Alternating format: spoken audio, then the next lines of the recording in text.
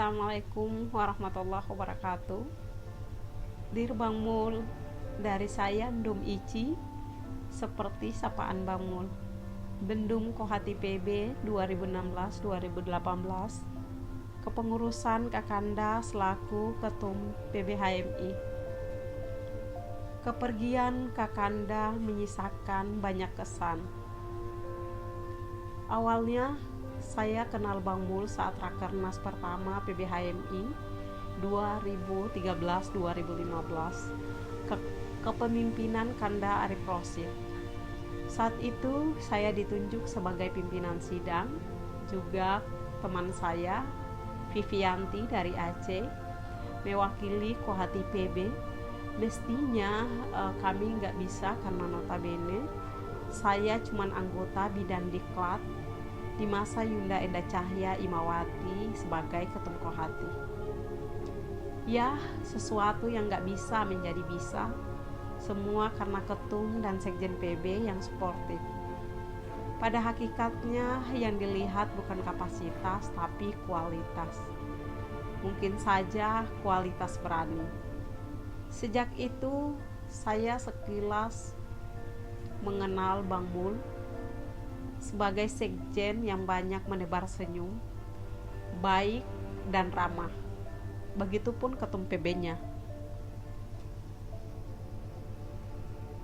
Seiring berjalannya waktu, masih di periode 2013-2015, Bidan Advokasi Kohati PBHMI melaksanakan kegiatan pelatihan advokasi tingkat nasional, dan saya ditunjuk sebagai ketua pelaksana. Tentu untuk maintenance kegiatan yang melibatkan cabang-cabang se-Indonesia bukan hal yang mudah. Kesempatan itu saya diarahkan oleh Ketua Kohati untuk berkonsultasi dengan Bang Mul selaku Sekjen PB hingga terselenggaranya event tersebut. Begitu tinggi apresiasi serta support yang Bang Mul berikan kepada kami. Lanjut pada periode 2016-2018. Perhelatan Kongres HMI 2015 di Pekanbaru, terpilih Kanda Mulyadi sebagai mandataris Kongres, yakni formatur Ketua Umum PB. Kongres yang penuh intrik dan dinamika berlangsung kurang lebih sebulan dan mencatat sejarah dua kader Batku Kalimantan Barat menahkodai pucuk pimpinan tertinggi HMI dan Kohati. Sehingga selama berlangsungnya Kongres dan Munas Kohati, begitu keras dinamika politik, baik itu opini-opini yang diluncurkan oleh masing-masing kubu untuk mengunggulkan kandidatnya. Saya ingat persis beberapa pihak yang menyatukan kekuatan untuk menangkan Yunda Fariha yang notabene sebatko dengan Bang Mul. Berbagai upaya dilakukan sehingga terpilihnya Yunda Farihatin sebagai Ketua Umum Kohati. Saya pun turut berkoalisi dalam kemenangan tersebut. Ketika terpilih Yunda Fariha, semakin kencang isu yang melemahkan kekuatan Bang Mul. Namun Bang Mul tetap optimis melanjutkan pertarungan karena pengalaman, keteguhan, ketokohan mengantarkan beliau dipercayakan memimpin HMI. Seorang pemimpin karismatik dan bijaksana, teduh dalam tatap, ramah dalam sapa, santun dalam tutur. Itulah yang kami kenal Ketua Umum PBHMI 2016-2018. Mengisahkan sosok beliau tak cukup dengan kata-kata. Beliau sangatlah istimewa untuk HMI. Sebuah kehormatan bagi saya pernah berproses di ruang pengurusan Bang Mul selaku Ketum PB. Saya sendiri menjabat sebagai Bendahara Umum Kohati mendampingi Yunda Fariha.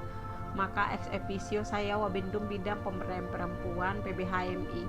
Banyak yang terukir hingga saya mengenal sosok panutan dalam diri Bang Mul. Seiring berjalannya waktu, tepatnya setelah Rakernas pertama, kami fokus dengan merealisasikan program-program yang telah dicanangkan, berakselerasi dengan PBHMI mewujudkan visi misi. Semasa memimpin, Bang Mul selalu mengutamakan kebijaksanaan, senang merangkul, tersirat harapan besar demi kejayaan HMI. Ikhlas beliau bukan saja untuk HMI. Semangat serta support selalu diberikan pada Kohati sebagaimana yang beliau ketahui tentang tujuan Kohati, yakni terbinanya muslimah berkualitas insan cita, yang pada hakikatnya memposisikan diri sebagai bagian yang ingin mencapai tujuan HMI, yaitu 5 kualitas insan cita. Kohati sebuah lembaga yang ide dasar pembentukannya dilandaskan pada kebutuhan akan pengembangan misi HMI secara luas, serta kebutuhan akan sebuah wadah pembinaan untuk anggota HMIwati karena kualitas peranan HMIwati harus ditingkatkan. Maka Kohati bagian dari HMI yang perlu dikembangkan apalagi dalam dinamika keilmuan. Oleh sebab itu, agenda-agenda Kohati Bang Mul support tanpa henti. Jika terkendala anggaran, saya selaku bendum Kohati selalu keluhkan ke Bang Mul. Saya memang orang yang suka mengeluh. Kalau bukan ke Sekjen PB, sasaran paling ampuh adalah Ketum PB dan tak pernah terabaikan. Paling pertanyaan arif beliau, sudah bicarakah sama Ketum Kohati? Jika jawabannya ya, sekejap dieksekusi sama bendum PB atas arahan Bang Mul. Bang Mul sendiri senang melihat semangat Kohati yang membara, apalagi dalam merealisasikan program kerja yang produktif. Saya ingat sering di internal Kohati nampak sedikit dinamika. Ya, biasa dinamika organisasi yang bagian dari bumbu-bumbu perjuangan. Kadang perbedaan pendapat antara ketum Kohati, sekum, bendum mulai memanas. Bang Mul selalu hadir tengahi masalah kami. Hal demikian kerap kali terjadi dalam pengurusan. Saya pun bersaksi setiap agenda yang dijalankan oleh Kohati tak terlepas dari bantuan Bang Mul, juga Sekjen PB Kak Amijaya, tempat keluh kesah kami. Selama rapat harian juga rapat presidium yang dipimpin Bang Mul, beliau selalu saja tenang meski mendapat kritikan dari forum rapat. Bahkan pernah ada sedikit insiden di forum rapat harian. Salah satu pengurus bersikap tak etis terhadap Bang Mul. Saya seketika berdebat dengan kawan tersebut demi membelah ketum, hingga gelas kaca hampir melayang ke kepala saya. Dalam situasi yang menegangkan sekalipun, Bang Mul masih tetap tenang dan memilih menyelesaikan masalah dengan caranya, sedangkan kami telah dibaluti emosi yang menggebu. Masih di periode 2016-2018, tepat pada momen yang bersejarah yang mungkin tak pernah terlupakan, yakni aksi 411 dan penangkapan 5 kader HMI. Aksi besar-besaran yang dilakukan HMI juga beberapa ormas Islam menuntut hukuman bagi Ahok yang dianggap menghina Al-Quran. PB HMI turut andil dalam aksi demonstrasi tersebut di bawah instruksi ketum. Saat itu saya turun ke jalan bersama masa aksi, bahkan turut andil bersuara lantang ditemani sound system dan berorasi di atas mobil komando pick up. Selesai berorasi, saya ambil jarak kurang lebih 100 meter dari masa aksi HMI. Ketika mata saya tertuju pada HP, ada pesan masuk bahwa saya akan diincar karena turut berorasi. 30 menit kemudian saya ambil keputusan ke Bandara Soekarno-Hatta menuju Kota Malang. Setiba di Surabaya, banyak pesan masuk menanyakan keberadaan saya karena beberapa kawan-kawan HMI ditahan, termasuk Sekjen PB kala itu. Salah satu pesan dari Ketum PB yakni Bang Mul, beliau menanyakan posisi dan kondisi saya. Terlihat kekhawatiran yang tersirat dari pesan Bang Mul. "Dum, hati-hati dan jaga diri ya," kata Bang Mul. Bang Mul tipe pemimpin yang bertanggung jawab, merangkum juga merakyat. Di akhir pengurusan pada momen kongres di Ambon, saya sempat bertarung sebagai kandidat ketum PB HMI. Perhelatan kongres HMI di Kota Ambon tahun 2018, saya salah satu kandidat perempuan dari sekian banyak kandidat HMI-wan. Dalam tahapan pendaftaran yang disertai dengan penyerahan 9 rekomendasi cabang yang merupakan salah satu syarat kriteria bakal calon Ketua Umum PBHMI. Tepat tanggal 31 Januari 2018 merupakan hari yang bahagia juga menegangkan, karena ada 2 momen yang hadir bersamaan, di mana hari itu saya wisuda S2 dan malamnya pendaftaran bakal calon Ketua Umum PBHMI. Bang Mul sempat memberikan selamat kepada saya. "Ndung, selamat ya. Semoga rekomendasi juga memenuhi." Beliau juga menelpon pastikan rekomendasi saya apakah sudah memenuhi atau masih kurang.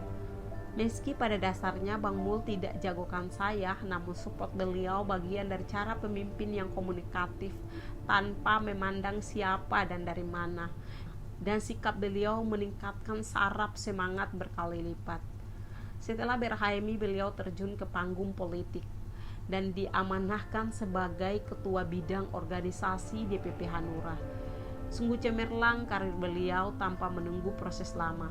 Meski dengan jabatan tinggi dibaluti kesibukan yang padat, tidak menutup jiwa kepeduliannya terhadap pengkaderan HMI.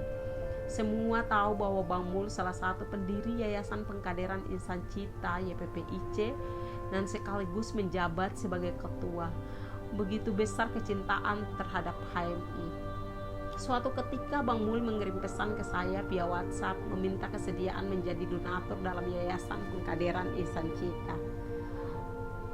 Pesan beliau, "Assalamualaikum warahmatullahi wabarakatuh, Ibu Bendum.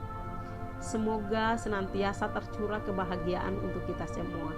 Atas dasar kepedulian dan kecintaan terhadap kejernihan mata air Pengkaderan HMI, kami mengundang saudari untuk bisa ikut berkontribusi menjadi donatur tetap melalui Yayasan Pengkaderan Insan Cita. Dana yang dikumpulkan akan digunakan untuk pengkaderan berupa memberangkatkan instruktur dan pengelola training di tiap jenjang pengkaderan. Prioritas pertama pelaksanaan OK3. Donatur tetap ini tidak mematok besaran dan dapat dilakukan melalui auto debit atau setor rutin melalui rekening Yayasan Insan Cita Pengkaderan." Sebuah kesedihan yang sedang kami rasakan merupakan tanda bahwa kami sangat mencintaimu, Bang Mul. Selamat jalan, tenanglah dalam keabadian. Semoga amal abdimu menjadi ladang pahala di akhirat. Amin, Allahumma amin.